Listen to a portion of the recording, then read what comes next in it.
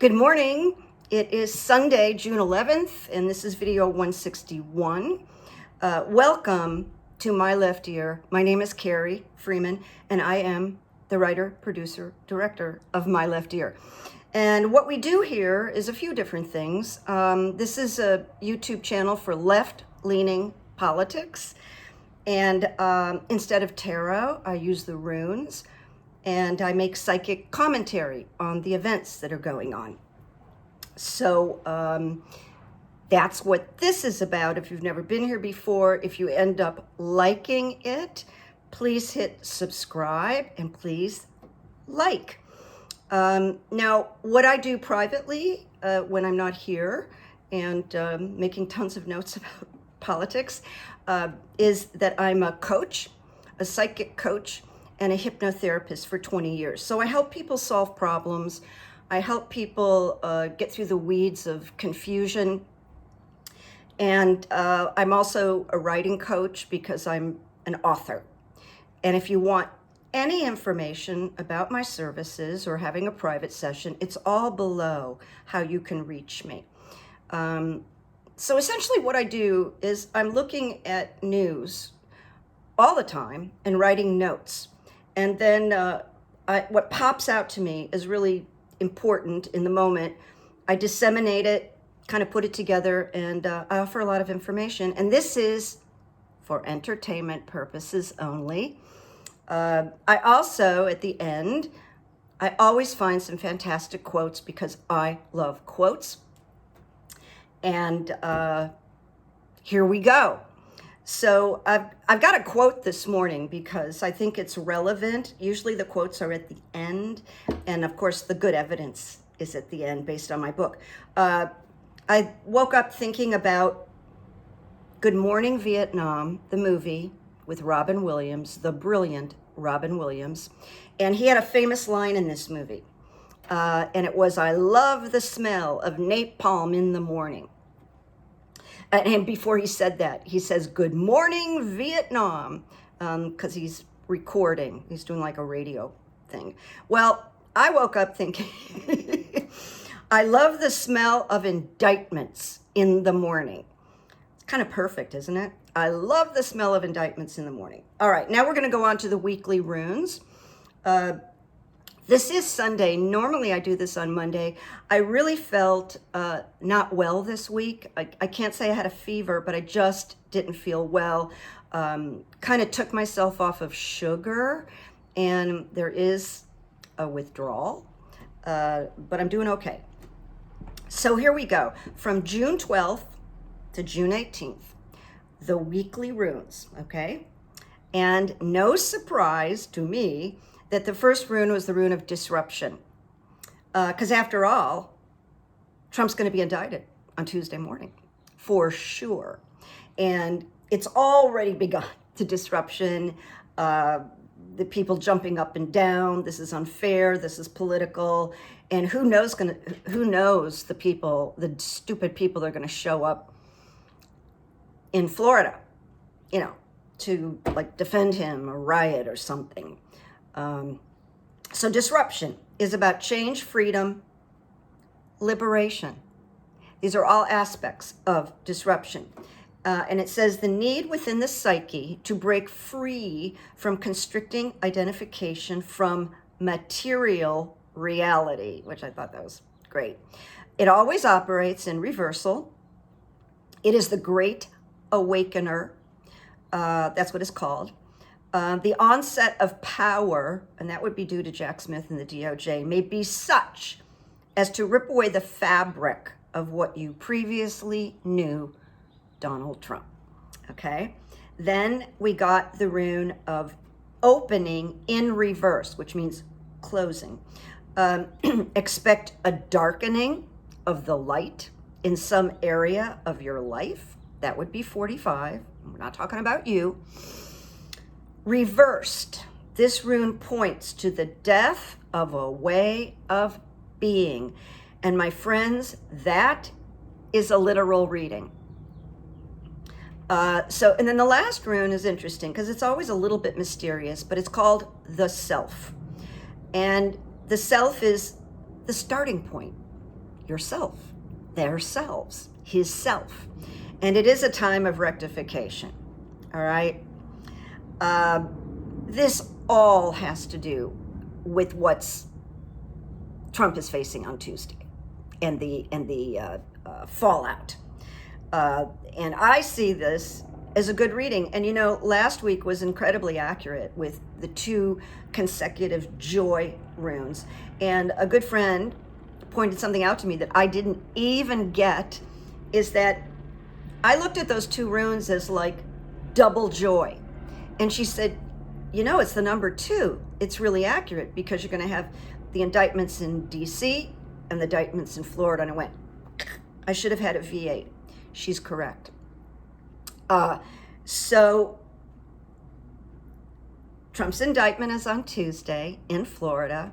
And also he has, or had, no, I think he has, this valet who was in the Navy named Walt Nauta. Just a very manipulative thing that he got Walt Nauta to do these illegal things for him. And Walt Nauta is foolish young man. And he lost his Navy pension when these indictments came in. And I think he's indicted on 5 counts, little Walt, because he lied to the FBI when they asked him. And he said things like, the initial interview, he said things like, boy, I wish I could help you. I wish I knew what happened with these boxes. And it was completely false. And if he hadn't done that, he wouldn't have gotten indicted. So Walt is not very bright, but most people that hang with Trump, it's a blanket statement, but I really believe it, are not very bright. Now,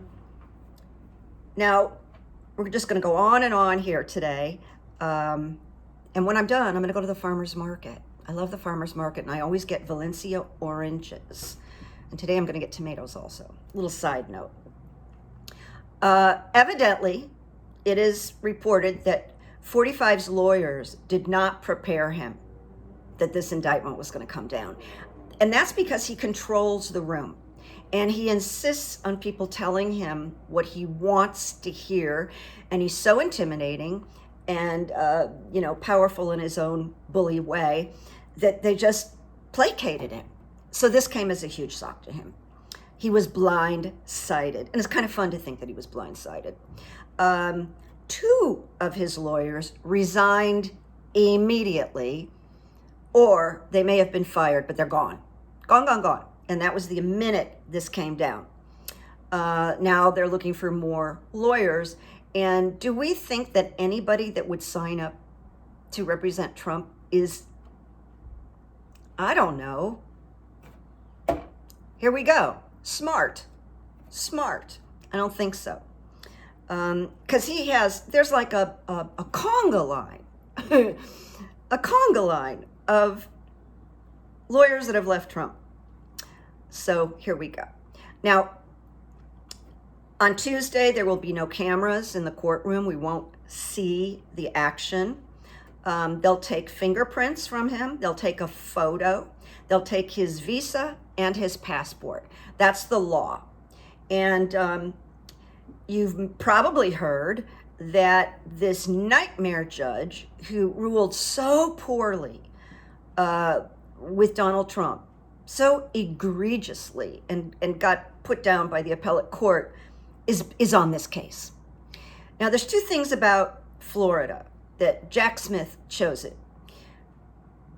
When Trump gets indicted, and he will, if it was in DC, Trump's lawyers could claim, we are objecting, we're gonna, I don't know what the word is, but we're objecting, okay? Because this is partisan. And they could appeal based on that. But they really can't now that it's in Florida. They can't go, well, it should have been in Florida. No, Jack made it in Florida. And I believe he did it because it would weaken the,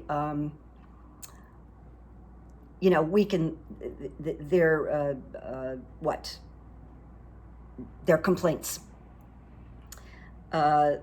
So now here's something that just blew my mind, because you know I'm on Twitter all the time. There's a lot of good, if you know who to read, there's a lot of good material on Twitter.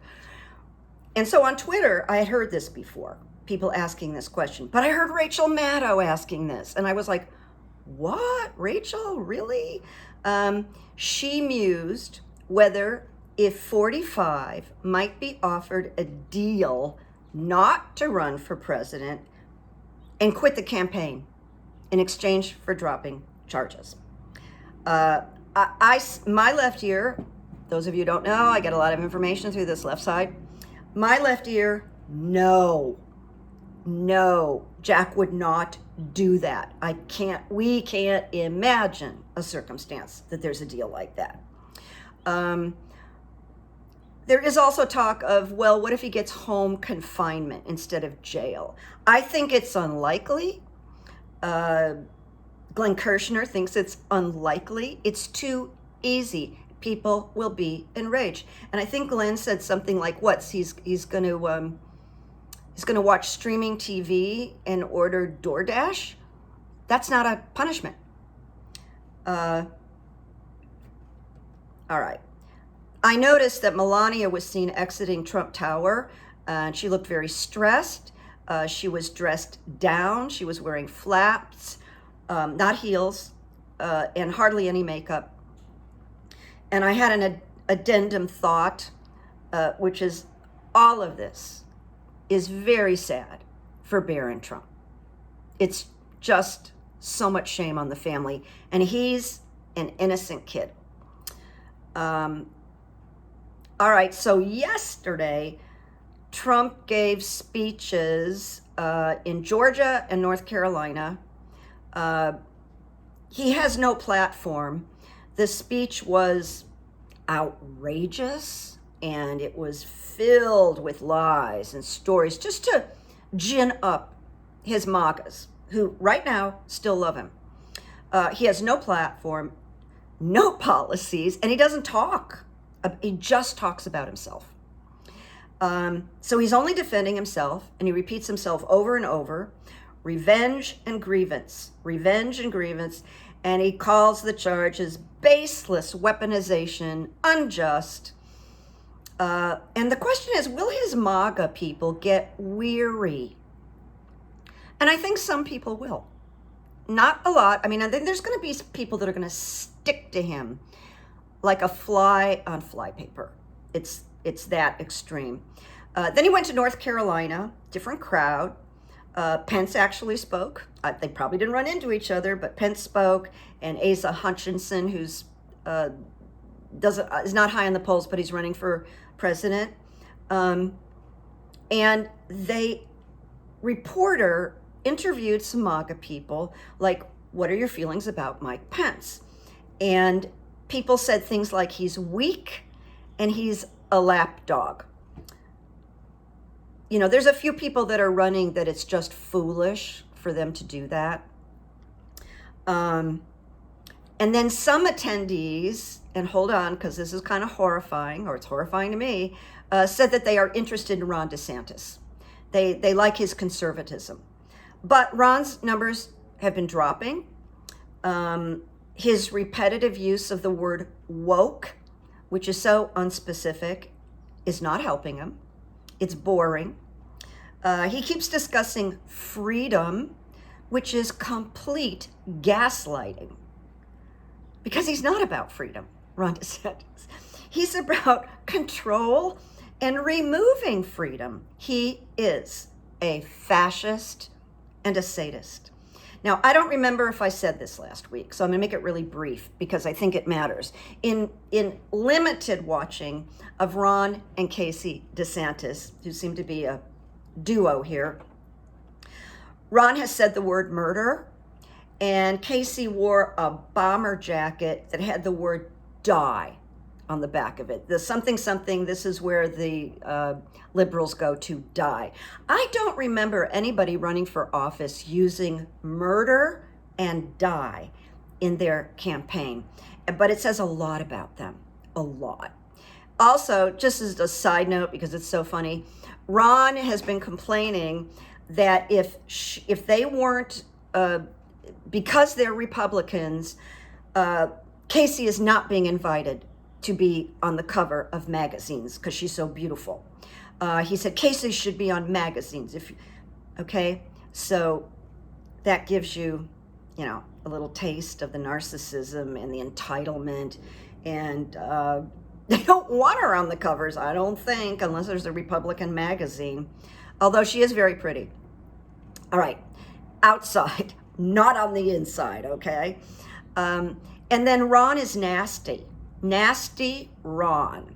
I actually saw him trying to look friendly with a group of GOP people, and a reporter stopped him and asked him a question. He went blah, blah, blah, blah, blah. And then his exit line to the reporter on camera was, and if you don't understand that, you're stupid. That is nasty Ron. All right, so here's the first runes. I didn't do a lot of runes today. I asked, will there be criminal charges for Ron DeSantis? Because it seems to me, and my left ear, he's been breaking the law. First of all, Casey brought in about $60 million as a result of their hurricane. And so far it hasn't been investigated. Nobody knows where that $60 million is. He's been hiring planes and kidnapping migrants and dropping them in other states and on the steps of the Capitol in Sacramento, California, because he and my wonderful governor, Gavin Newsom, are like that. And Gavin will just, Gavin is just fabulous. That's all I can say. I'm so lucky. I feel so lucky to have him here. But somebody said to Gavin last week, you called Governor DeSantis a weak, pathetic little man. And Gavin Newsom paused and he said, well, I didn't go far enough. I just thought that was great. All right, so criminal charges for DeSantis. My left ear thinks likely at some point. Now, we don't have a time, all right? So I got growth reversed. And this is to the question, will there be criminal charges for DeSantis? Growth in reverse means no growth. And it just says any dark corners should be cleansed out, okay? Gateway, and gateway indicates that there is work to be done, both inside and out. This would be certain. The gateway is not to be passed through without contemplation, but Ron DeSantis doesn't really contemplate. He's about as deep as an earthworm. And as a result, we are confronted with a clear reflection of what is hidden, and those are his crimes, okay? Deep transformational forces are at work in this next to the last of runes. Last one, breakthrough. Breakthrough signals a major shift, or breakthrough, which is change.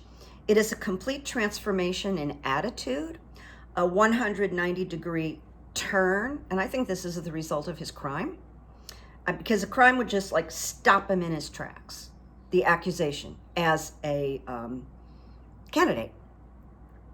It is so radical that this person is no longer able to live the ordinary life in the ordinary way. And then I'm just going to quote the book. In each life, there comes at least one moment, if recognized and seized, transforms that life forever. And I'm going to go way out on a limb and say, Ron's going to be in trouble. Okay? Then we're going on to the next thing. And this is something that's very dear to my heart. Probably is to you too. I mean, it's just logical. So I'm going to read something to you from 2022 because it's about the insurrectionists in Congress and the House. And I have a list. So 2022, released text messages between former President Donald Trump's former Chief of Staff, Mark Meadows, and dozens of Republican members of Congress reveal the extent to which Trump's inner circle sought to overturn the legitimate results of the 2020 election. So, and by the way, I don't remember if I said this either. I had an epiphany in my kitchen that said, oh, Jack Smith and his people already have a good pin on those insurrectionists in Congress and the Senate. They know. And also, they know the car. They've identified the car of the pipe bomber, and they're not releasing it. And my left ear and I think they're not releasing it because they know who owns the car, and that person is well known. Okay, so we wait on that, but they know the car. All right.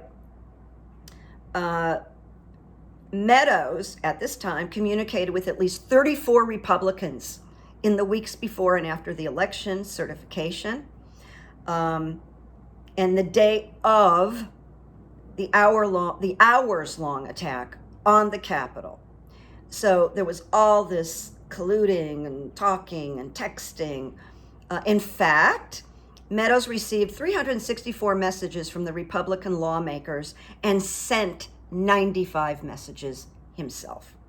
But he turned the text over to the House Select Committee investigating the Capitol attack.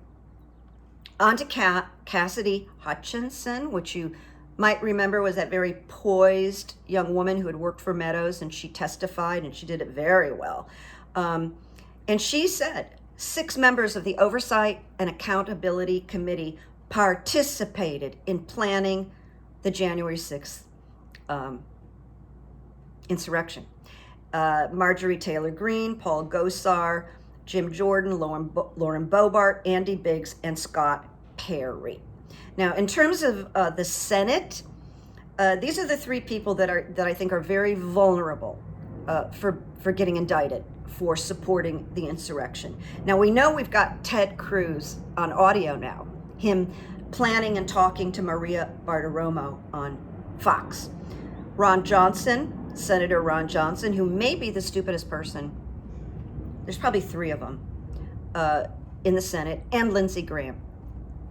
And if Lindsey isn't mentioned in this insurrectionist indictment that's going to be coming down the road, he's definitely going to get nailed in Georgia. So I'm just going to repeat these names again. House people that are going to get nailed: Jim Jordan, Scott Perry, Andy Biggs, Margie Taylor Greene, Matt Gaetz, who now they're reinvestigating for his sexual improprieties, should we say? They reopened it. It's cool. Lauren Boebert, Mo Brooks. Now, the name Madison Cawthorn came up. You know, he's out. He was in the wheelchair, but it came up. And Louis Gohmert. It's probably pretty obvious, but I'm just going to say Congress has been taking daily orders and instructions from Donald Trump. It's so obvious. I mean, they're like secretaries, and they're writing, okay, he wants us to say this, he wants us to do that, he wants us to demand Alvin Bragg and the FBI turn over everything. So what is this? Collusion? But it makes Trump like a shadow president for these people. All right, now here's another runes.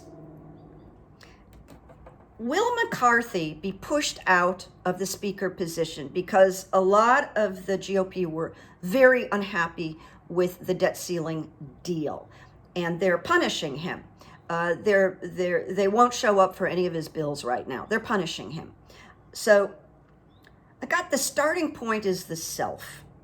And it says only clarity and willingness to change are effective now. That's not Kevin McCarthy. He's a self-involved, self-interested liar. It is time for growth and rectification, but meetings are happening right now. Harvest about McCarthy. Now, it is a rune of beneficial outcomes. No quick results, however, and harvest often symbolizes 1 year. It doesn't have to be. So he may go after 1 year, but it says we can't hasten the harvest. The thing that makes me hesitant is there would be no replacement for Kevin McCarthy that would be suitable. They're all awful. Why change him? But possessions now reversed. It calls for a deep probing of profit and gain. I didn't get that crystal clear answer on this runes, which will happen once in a while. But I remember a long time ago, I thought 6 months. I have to look and see when that 6 months is up. I'm going to move on to Fani Willis, because she's warned the courts in Georgia, clear your dockets, get protection, because this is going to go in August. So the Georgia law has a wide net, like a lot of room to do RICO charges. And it appears that Willis is charging Trump and co-conspirators with RICO, which has a huge blanket. Co-conspirators could be Lindsey Graham, Rudy Giuliani, but they may not be named initially. Like Michael Cohen, they might be identified as unindicted co-conspirators number 1, number 2. But I'm just going to give you a sample, not being an attorney. I'm doing my best here, people. Georgia charges could include criminal solicitation to commit election fraud, making false statements to state and local officials, conspiracy, just generally conspiracy, racketeering, hello, and threats against election officials. Ruby Freeman and her daughter, Wandrea Shea Moss, both former election workers from Fulton County, Georgia, were threatened within an inch of their life, and they're still traumatized. So those are some things about Georgia, and I'm coming to a close here. Just to mention about George Santos, who's in trouble. A judge, and it was got out of prison on bail, which was $500,000. 3 donors came up to offer this money. He will not say who they are, but a judge has ordered the names of those 3 people who posted bail unsealed. Now he's fighting it. He won't win. He had until last Friday to appeal. But George, who is a pathological liar and a very sick individual, claims that revealing his bail donors would put he and others in grave danger, and they may revoke the bail.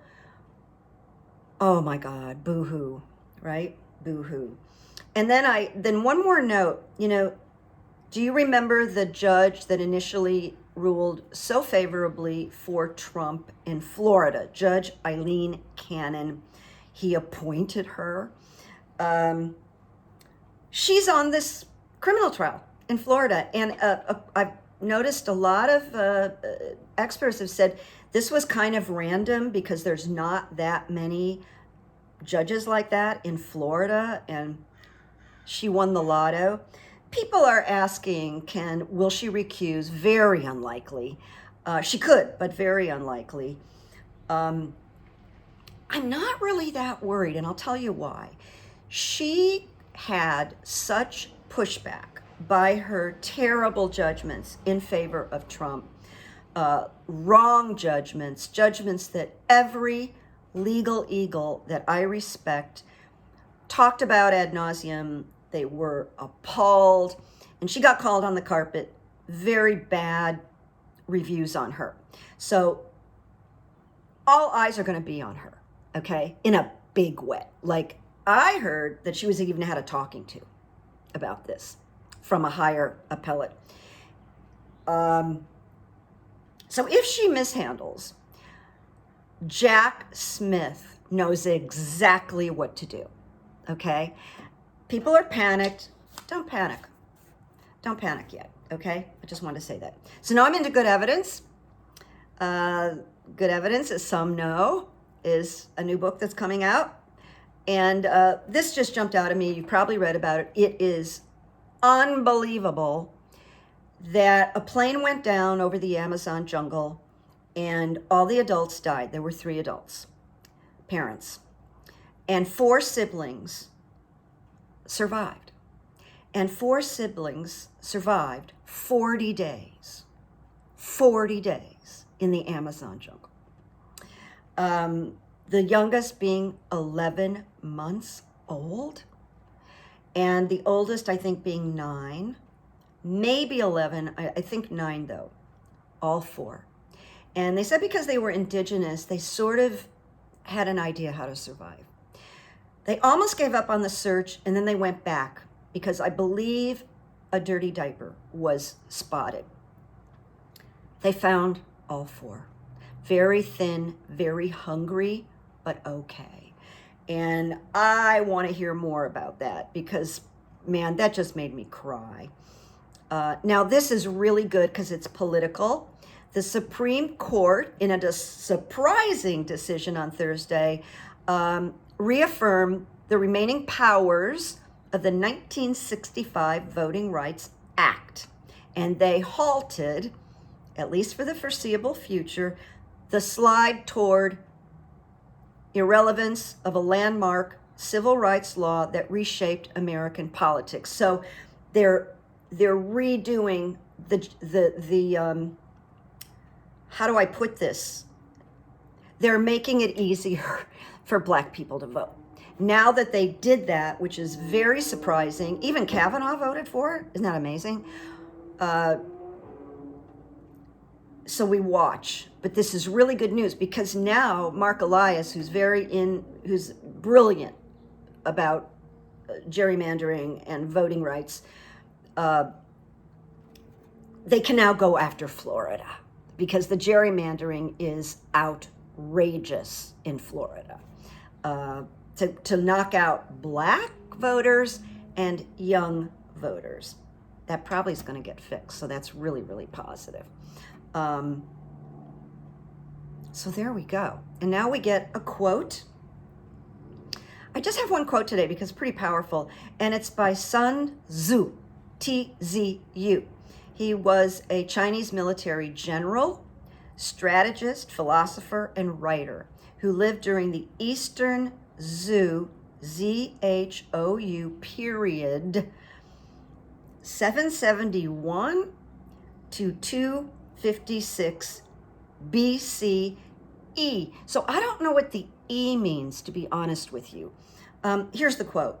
An evil enemy will burn his own nation to the ground in order to rule over the ashes.